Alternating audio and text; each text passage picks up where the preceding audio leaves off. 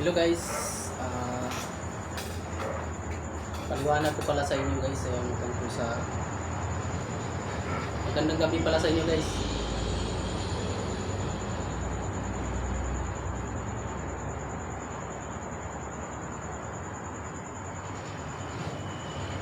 Ah,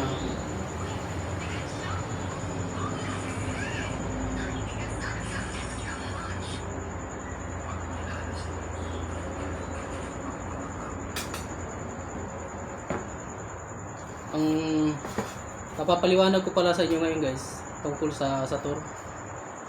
Kasi may napanood kasi ako dito sa vlog na isang tao na pinapangalanan na Brore. Ang sinabi po niya, ang Satur daw ay naagaw na sa kalaban. Sa totoo lang guys, huwag po kayo maniniwala dito sa tao na to sa pinagsasabi niya na tungkol sa Satur.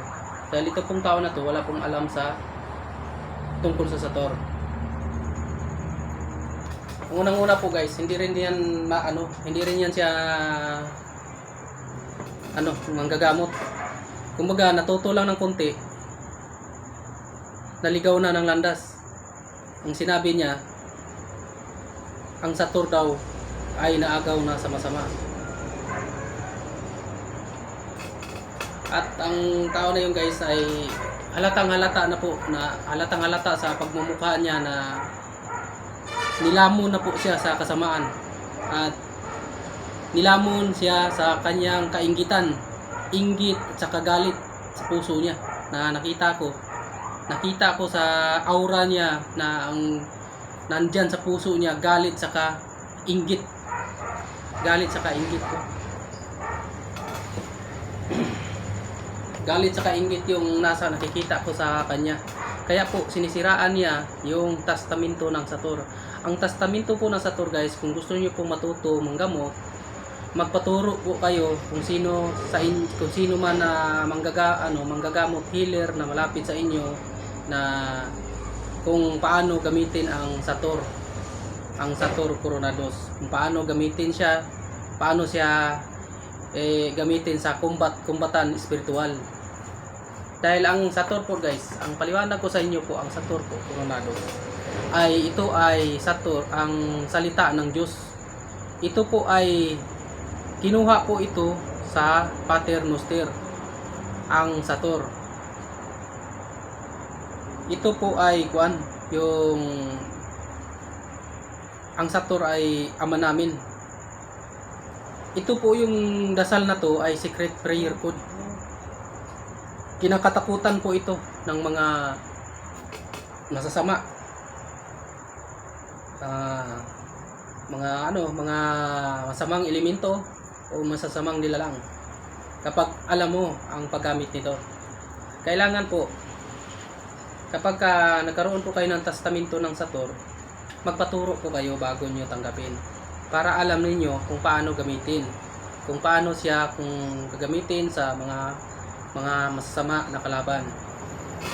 Kasi ito po yung Satur guys, napaka-kapangyarihan po nito. Kapangyarihan po itong dasal na ito. Hindi po ito masama. Huwag po kayong maniniwala doon sa lalaki na nag-vlog na sinabi niya na si Bro Re, yung pangalan Re. Si sabi na Re ng pangalan na yun na parang nilamon na sa galit yung mukha niya halos hindi na ma-drawing dahil punong-puno sa galit ang puso niya na nakita ko rin sa aura niya na galit sa kainggit ang nararamdaman niya. Hindi niya naunawaan ang salita ng Satur. Hindi niya naunawaan. Ang naunawaan niya ang kasamaan. Kasamaan sa puso niya, yun ang naunawaan niya. Kung doon naman sa lalaki na yon, na Re ang pangalan, ito lang masabi ko sa iyo, Bro Re. Pasensya ka na kung ka magalit sa sasabihin ko. Huwag mong siraan ang testamento ng Satur. Huwag mong siraan diyan, huwag mong ipagpapaniwala sa mga tao na ang pinagsasabi mo na naginip ka na sinabihan ka ng ganon. Baka niligaw ka na. Naligaw ka na sa ano mo, pag-iisip mo. Ito lang masasabi ko sa'yo, bro. Tibayan mo ang loob mo, huwag kang magpatalo sa kasamaan. Yan ang masasabi ko sa'yo, bro. Huwag mong siraan ang testamento ng Sator dahil hindi mo alam kung ano ang kapangyarihan ng Sator. Huwag mong sabihin na ang Sator ay naagaw na sa kalaban. Dahil kailanman ang testamento ng Sator ay hindi maagaw sa kalaban. Dahil salita ng Diyos yan. Ba't ka naniniwala sa pinagsasabi? Ba't naman, saan mo nakuha yan yung pinagsasabi mo na naagaw na sa kalaban ang Sator? Saan mo na kuan yan? Saan mo na balitaan o sino ba nagsabi sa'yo? Nilamon ka na sa kainggitan mo, bro. Kaya magsimba ka. Magsimba ka araw-araw para maunawaan, malinawan ang iyong pag-iisip.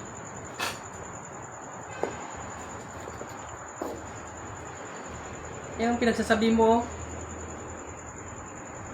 sinisiraan mo yung Sator.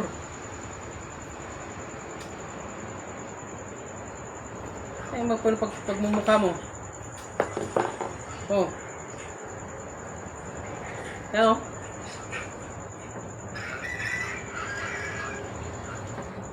Itong tao na to.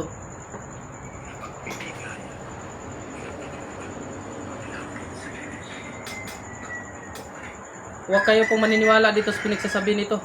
Dahil hindi po niya alam yung mga pinagsasabi niya. Huwag kayong maniniwala dito sa tao na to, guys. Wala pong alam to sa tungkol sa mga spiritual kumbatan.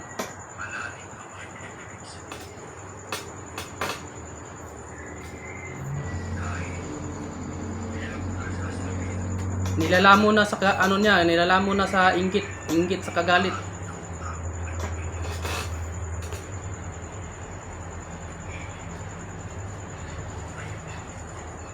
Ito, tao na to, guys. Ang sabi niya, ang Sator daw ay naagaw na sa kalaban.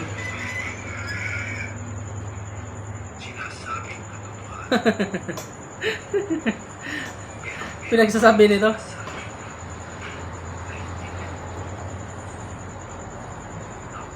Bro, ito lang masabi ko sa'yo, bro. Pre, kung gusto mo pong manggamot, pag-aralan mo po ang paano magamot. Pag-aralan mo yung paano magamot, bro. Kung paano magamot o gamit ang Sator. Na paano huwag mong sabihin na ang Sator ay naagaw na sa kalaban. Dahil ang pinagsasabi mo, bro, malabo yan.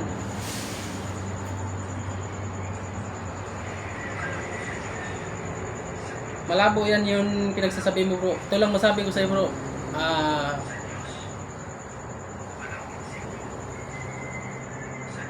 Magdasal ka sa Panginoon. Humingi ka ng tawad sa Kanya sa pinagsasabi mo. Humingi ka sa tawad sa Kanya na siniraan mong testamento ng Sator Coronados. Hindi ka pa na tao, bro. Ang Sator Coronados, andyan na yan.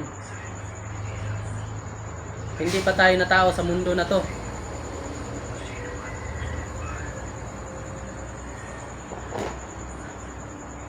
Ito lang masabi ko sa iyo, bro. Bago ka magsalita, pag-isipan mo muna. Bago ka magsalita sa tungkol sa Sator, na sabi mo na naagaw na sa kalaban, alamin mo muna yung mga salita mo, bro. Dahil lahat ng mga pinagsasabi mo nang galing sa bibig mo, hindi totoo yan. Hindi yan totoo, pinagsasabi mo, bro.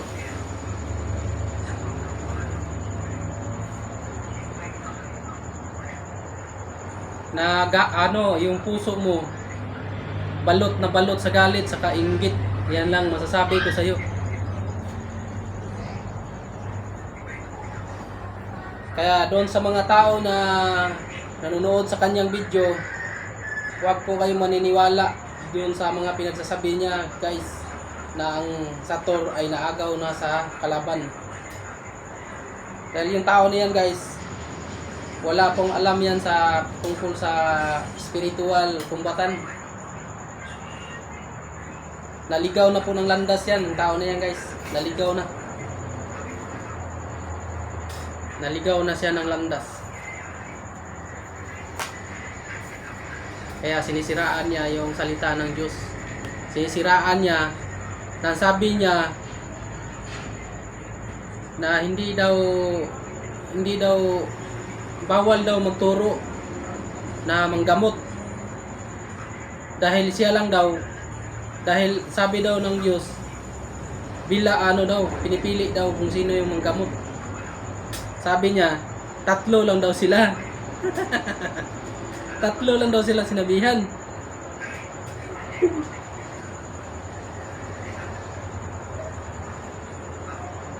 Alam mo, itong tao na to, guys, ayaw niya na may mga matutong manggamot, na ayaw niya na maraming manggagamot, na maraming matutong manggagamot, na maraming lumaban, maraming tao na matutong lumaban sa mga spiritual kumbatan. Ayaw niya. Kaya sinisiraan niya yung testamento ng Sator. Ang testamento po ng Sator, guys, ito po, marami po ang mahawak nito. Hindi lang nag-iisa, kundi libo-libo katao. Millions ang gumamit ng Sator. Kaya sa sinabi niya,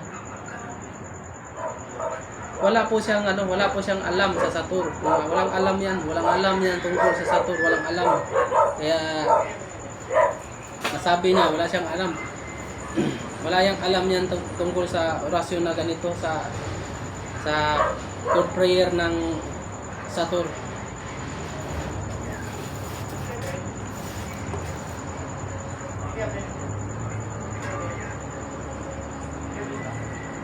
Kaya ito lang paalam ko sa inyo, guys. Ito po ay mabisang panlaban sa lahat ng mga masasama.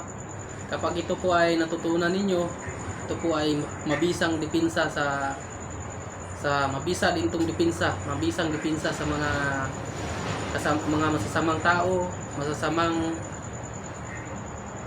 elemento, masama na yung mangkukulam.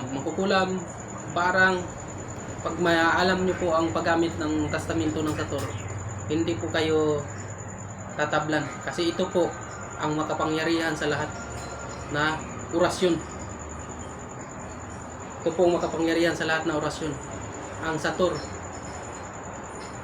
Dahil ito po ang salita ng Diyos Ama. Diyos Amang makapangyarihan.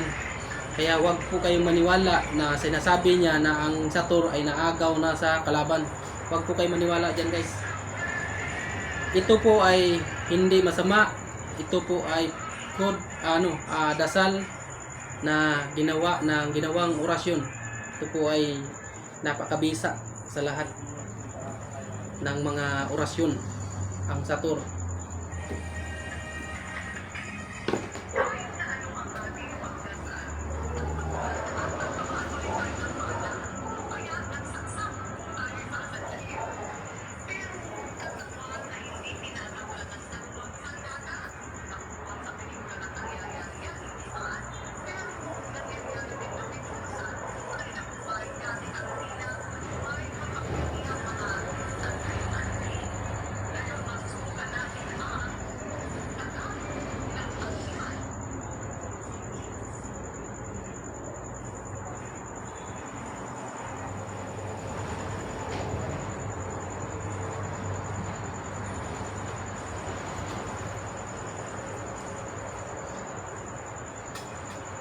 Tawa lang kasi ako dito, guys, sa nito yung tao na to, guys, yung Ray yung pangalan, guys. Kasi walang alam sa pinagsasabi niya.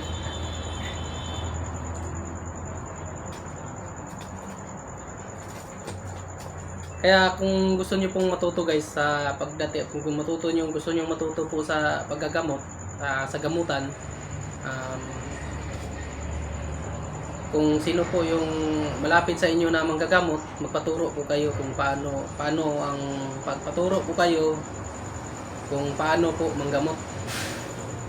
Wala naman pong bawal manggamot guys.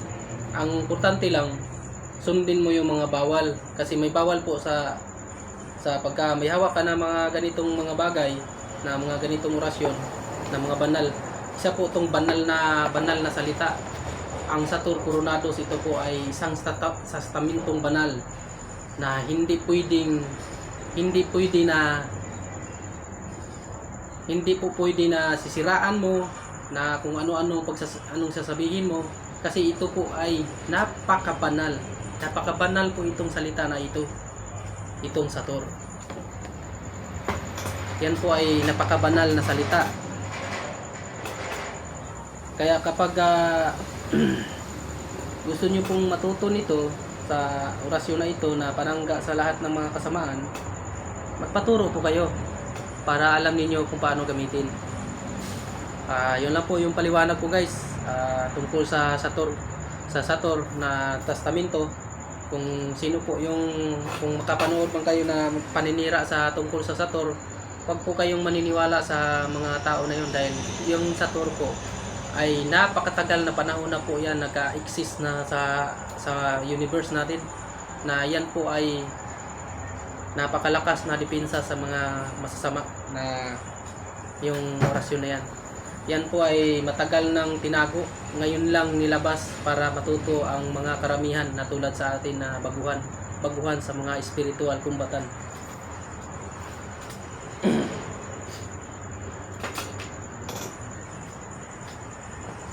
Na baguhan ng mga spiritual. Totoo lang guys, ako itong testamento na to guys, ilang bisis na ako dito niligtas. Itong testamento na to, itong Sator Coronados, ilang bisis na niligtas ako dito sa testamento na to. Kaya marami na din pong mga pasyente na natulungan ko dito tungkol sa itong dasal na ito, na testamento na to, na napaloob sa akin, na pinagkatiwala din sa akin ng Ama. Na marami na din po akong natulungan na pasyente na nagamot ko, gumaling sa awa ng Diyos. Tayo naman ay ginawa lang tayo ng instrumento sa Panginoong Diyos para makatulong sa mga tao nangailangan. Yun po yung aking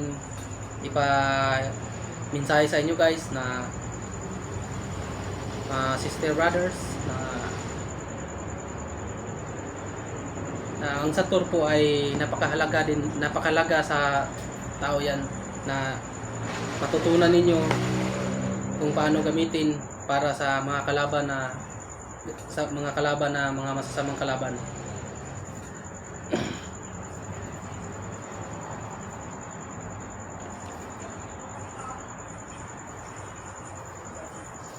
Sige guys, ito pala yung mga gamit ko. Dami ko mga gamit guys. Ito yung mga gamit ko, pinag-iingatan ko to. Dami ko pong mga testamento dito guys. Napakadami iniingatan ko pong mga testamento na to. Dahil mahal na mahal ko po itong mga testamento na to.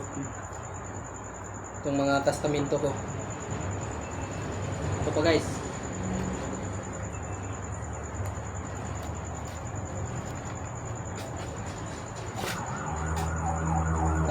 Ano pa yan,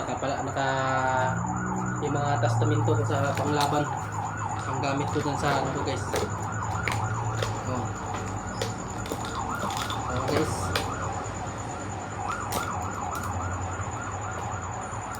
meron akong cross, meron akong balabal, City Bertudis, na ito po yung ginagamit natin sa pagpaamin sa mga mangkukulam. Ito po yung ginagamit natin sa kumbatan.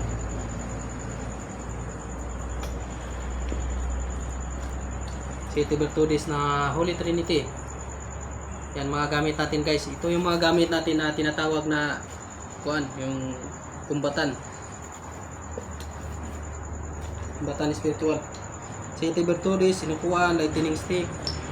Marami po tayong gamit. Marami tayong gamit yan. Saka mayroon na iba-ibang mga kagamitan ko. Dami po kung mga panangga sa mga masasama. Yung tinatawag natin na kulam. Mayroon po kong pandipinsa dyan na matinding pandipinsa yan guys. Yung tinatawag na kahoy na tagusan. Nilaw.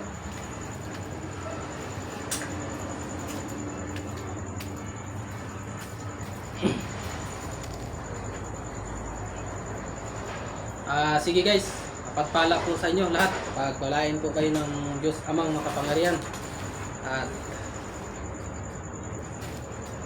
pa-subscribe na lang po yung channel ko guys. At saka pag-like, share, i-like nyo ako.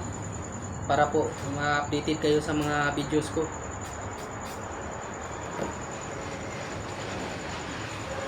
Kung gusto nyo pong mayroon po kayong mga ipagamot guys, PM lang po kayo sa akin dyan sa YouTube ko channel.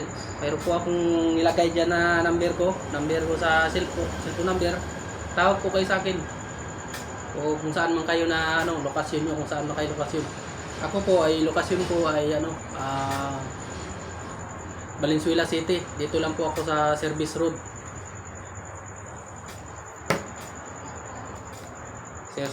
Service Road dito sa Parada, Service Road. Pero kung gusto niyo pong mayroon kayong mga kamag-anak na nabiktima diyan sa kulam, mag-PM lang po kayo guys. Okay guys, mapagpala sa inyo lahat. God bless sa inyong lahat guys. Salamat sa pag-subscribe nyo sa akin at pagtakili pagpanood sa mga videos ko. Okay, subscribe na lang po.